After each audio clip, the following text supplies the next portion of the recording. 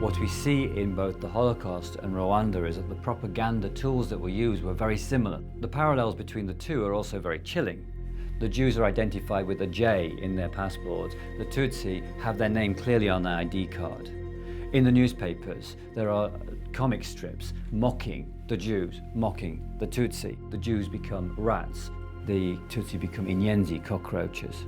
They're identified as outsiders, and if they're there and they're infesting our society, then you eradicate them, you remove them because they have no right to be there. Different time, different place, same message, same mechanism. The Nazis were masters of propaganda. You have to understand that what they needed to do was to turn a whole population in favor of their policies, which were extreme policies, because a successful propaganda campaign will move people from one position of civil society, and over time, people's views accommodate and change to the point at which they believe their ideas are their own, so that when the violence starts, it's fully justified. Dr. Joseph Goebbels was the minister of propaganda, which is interesting in its own right, that they would even identify a ministry position very clearly and very publicly, that this is the man that's going to tell you what you need to know.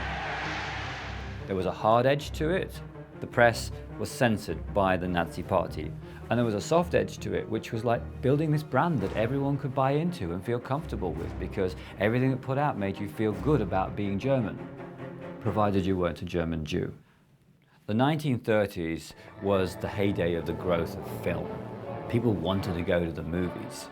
And the Nazis caught onto this and thought, well, this is a great way to bring our ideology of hatred into the popular culture. The Nazis made many films to plant the seeds of hatred and justify the forthcoming genocide. But one of them that stands out is called The Eternal Jew, in which the ongoing eternal threat of the Jewish community to the great idea of the German people was clearly outlined. Sie stellen unter den Tieren das Element der heimtückischen unterirdischen Zerstörung dar. Nicht anders als die Juden unter den Menschen. What you see in The Eternal Jew is the intentionality of genocide being planted in the society. Jews are vermin. Vermin need to be destroyed, eradicated. There's your genocidal message right there in the cinema. A man accused of helping to incite the 1994 Rwandan genocide has lost his fight to stay in Canada. Leon Mugesera is now set to be deported. Mugesera has been fighting deportation for the past 20 years, so he'll be deported to his native Rwanda by tomorrow afternoon. Le fameux discours de Léon Mugesera, c'est un discours qu'il a prononcé le 22 novembre 1992 à la sous-préfecture de Kabaya, alors qu'il était vice-président du parti MRND. L'année 1992, c'est une année charnière.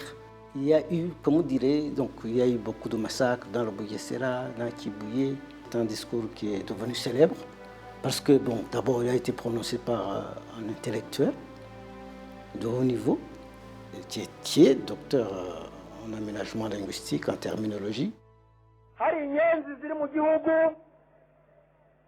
zafashe abana bazo zibohereza ku rugamba kujya gufatanya n'inkotanyi. Ibyo ni ibintu mwiyumvira muzi. Icyo gihe ni ukuvuga ko twebwe abaturage bagombye gukora, tugomba kwikorera izo ngegera tukazitsemba. Bien sûr, c'est un discours bien structuré. Mperutse kubwira umuntu wari unyirase ngo ni za PR. Niba tarumvise inkuru y'abafarasha basubiyeho muri Israel bavuye muri Ethiopia, mbwira ko atayizi. Yenda kumenyesha ko banyari muri Ethiopia ko tuzabanyuza muri Nyabarongo mukagerayo bwangu. Après ce discours incendiaire, le gouvernement n'était pas heureux avec ça. Monsieur Mugesera a trouvé refuge au Canada, mais il a été poursuivi.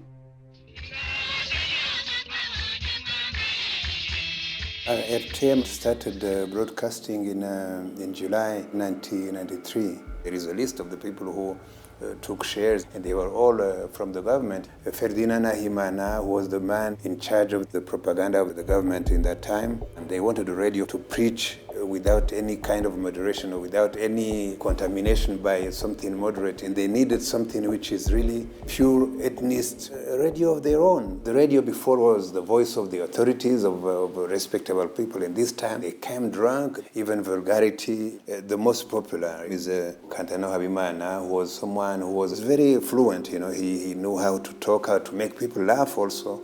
His speech was always funny, entertaining. kumva RTLM haha ni materi nawe yasomye ku kamogi mu gitondo nibyo sha abasore bari hariya hepfo hafi y'ibagiro imaze ariko ni kwiteme ariko nababwira yuko ibintu mwamaye gatumagura byanguye nabi natumaguyeho gatatu. When I heard it for the first time, I said, my God, everybody felt that there is something new. In the 70s, we had in Rwanda one radio for 120 people. In the 90s, it was one for 30 people. It was that movement of the government giving or offering even radios to everyone. Even not only the killers, but the victim. You'd better listen to RTLM to know what is going on, not because you expect them to tell the truth or good messages, but still to know what is going on.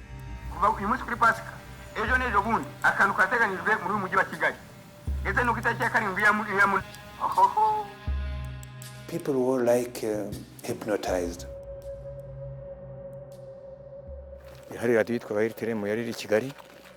This RTLM was incredible in their efficiency. They were giving information. They are giving what to do. They were chasing people on radio.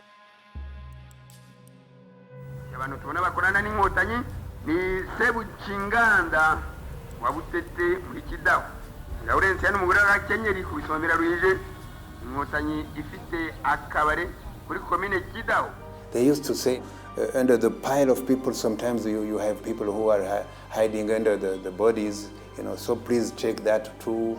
If RTLM didn't broadcast their hate messages, the number of the victims could not be 1 million, but maybe, who knows, 20% or something like that. We've seen propaganda being used time and time again in the past. The question is, have we really learned from that?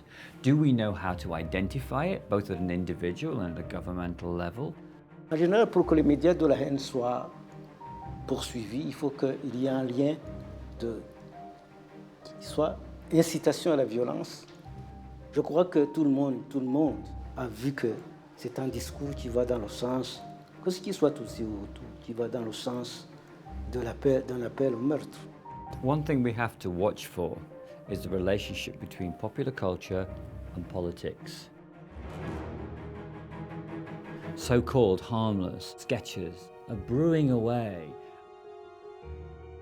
They become the feeding machine for the politicians that then start to execute that in terms of ideology. A gátlástalan cionista nyomulással szemben egyedül az erő felmutatása hatásos.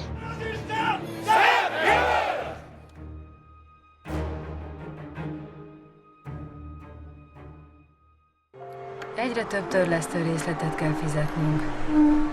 A bankoknak mindent szabad. Míg dolgozunk, ezek csak lopnak. A politikus bűnözőknek mindent szabad. Már félek kimenni az utcára. A cigány bűnözőknek mindent szabad? Nincs magyar áru a polcon. A mótiknak mindent szabad. Elegünk van az élősködésből. Ha önnek is, október 3-án szavazzon a Jobbikra. Do we have the courage to be able to confront hatred when we see it within our societies? The potential for cruelty and for what happened is still there. I'm absolutely convinced. Iyo twumvaga ikintu kuri radiyo rero twebwe abaturage na n'uyu munsi iyo ikintu bakivuze kuri radiyo tugifata impamo tukemera ko ari cy'ukuri. What we know is if we're going to prevent genocide, we have to be listening first for the words that at first seem perfectly rational and plausible, but ultimately become the words that kill.